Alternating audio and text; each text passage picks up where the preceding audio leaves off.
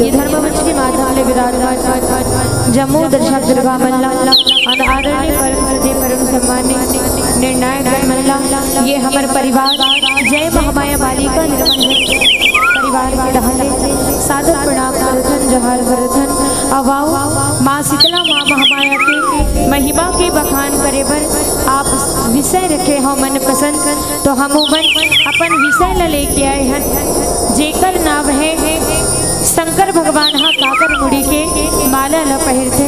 तो वाओ ये माँ महामाया माँ शीतला के महिमा के बखान करत हमर मन डहर ले कोनो भी प्रकार के भूल चूक हो जाए तेला अपन नानी नानी और छोटे छोटे बेटी समझ के क्षमा प्रदान करहु।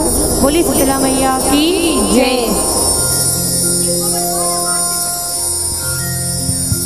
Hello hello hello hello hello hello hello hello.